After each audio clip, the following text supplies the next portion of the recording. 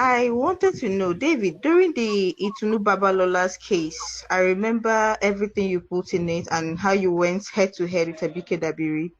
And you told us on Twitter, by the way, I follow you on Twitter, that nobody should get you involved. If anybody has a problem in the diaspora, they should not mention your name because it could potentially mean that that problem was not going to be solved because you irritate people for a living.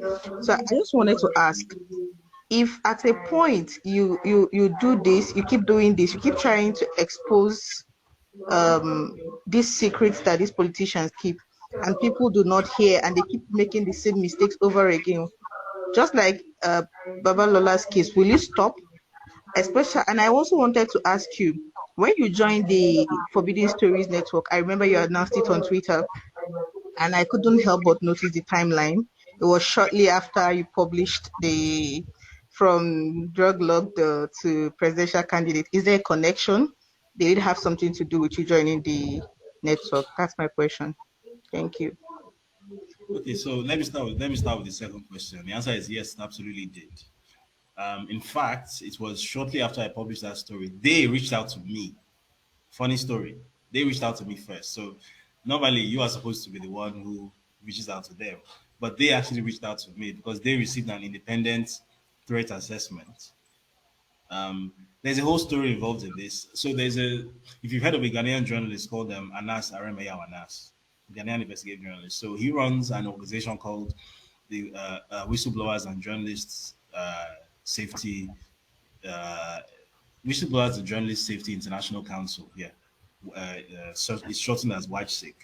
So at the time, I was getting some assistance from WAJSIC. Basically, they were I don't want to go into the specifics of it because I'm not really supposed to talk about it because a lot of this is obviously. But I was getting some assistance from WatchSick, and one of the things that WatchSick then did was they actually recommended, like they did an independent threat assessment that is this guy's life under threat, and the answer was yes, absolutely yes, it is. So there were a couple of things that they did from which I'm forever indebted to Anas for that, and then they also reached out to Forbidden Stories on my behalf. So it was Forbidden Stories that then reached out to me and basically so the process is that they onboard you, you save your work on their server via a secure drop, which can only be accessed using Tor browser. Um, they completely debrief you. They interview you comprehensively. They find out who the potential threats to your life are, where those threats are located, and all whatnot. And then they intentionally make you do a very visible announcement all over your social media so that everybody will know. Now, if anything happens to you, this everything is going to come out, and that serves as your insurance policy. So yes, you are right in thinking that there was a link. There was a very, very direct link, in fact. And then the first question, which was, eventually, will I stop? Well, the thing is, this career in itself is not a career you do 10, 15, 20 years. I've always seen it as a 4 to 5 year career, and then you hang your hat and leave someone younger because it's very, very high risk. It's very high octane. I've been in some very, like, you know how it is in the movies where you are watching an action sequence and as a spectator you're enjoying it, but even then you're thinking, well, this is so unlikely. This could never happen.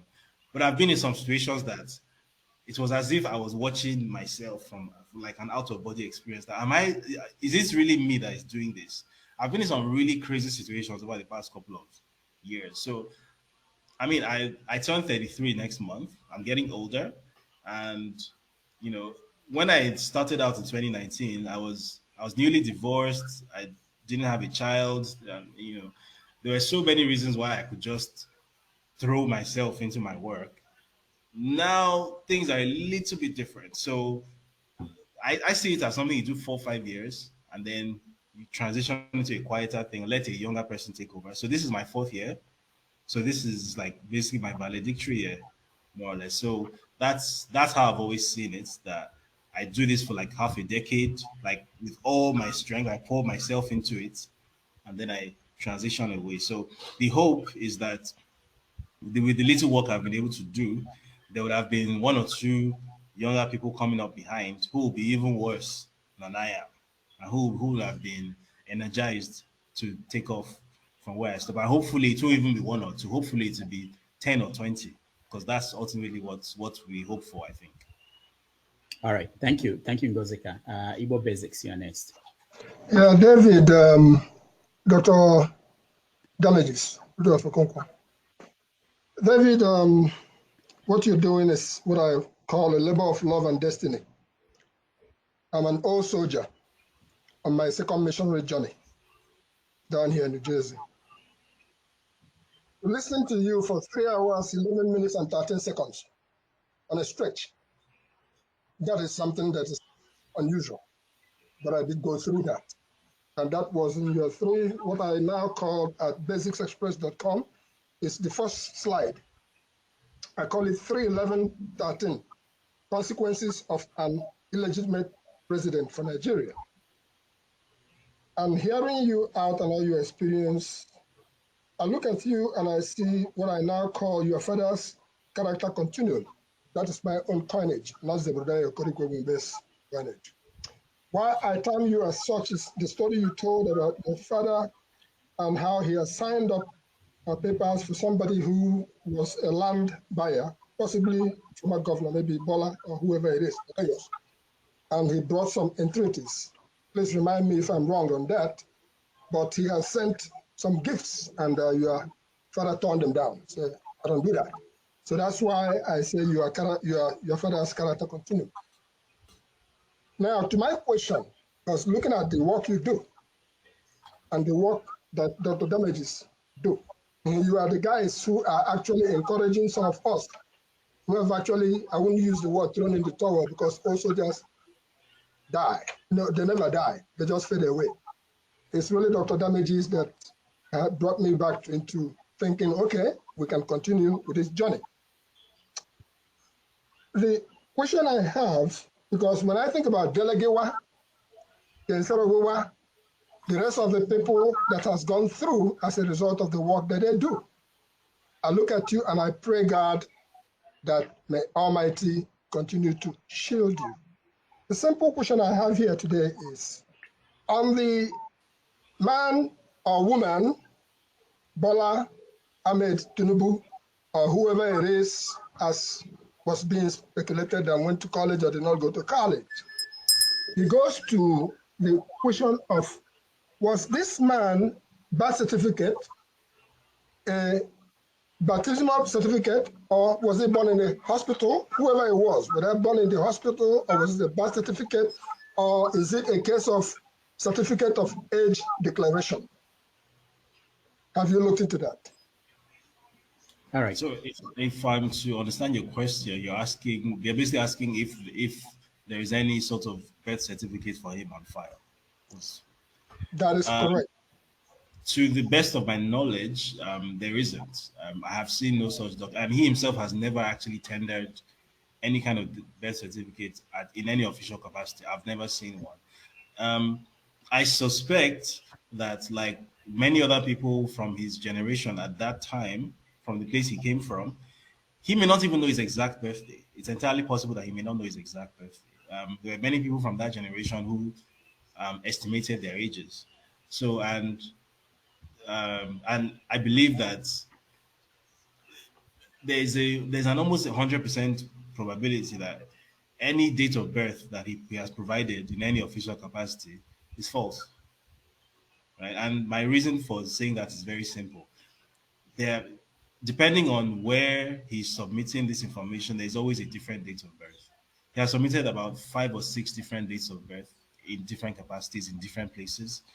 So in the article that I published in November, where where the story of the perjury on his INEC EC9 came up, the date of birth provided on his INEC EC9 form is 2 years. That there's a 2 year discrepancy between that date of birth and the date of birth provided to that was provided by what's it called, Chicago State University, in response to the subpoena.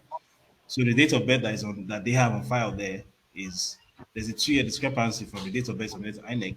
That in itself is a different date of birth to that which he provided to INEC in 1999, which is also in itself different to the date of birth that he has provided in other places. So the date of birth that is attached, for example, to his is one of the social security numbers linked to him in the US.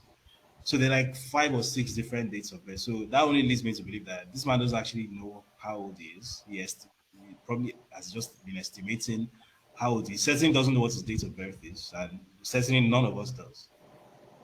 You see, I am one of those generation in the sense that, but it should not be 5 years, 10 years, different certificates. I have one affidavit of age declaration, sworn in 1976. And that is what you will find on record all through life. It should not be different. And that came from my cousin who was born in a hospital. So his case, he has a certificate. I was already born before him, but it wasn't 1 year or 2 years or 3 years ago. So it's a problem.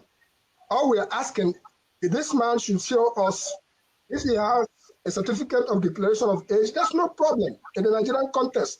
You can do that. I don't think he has that.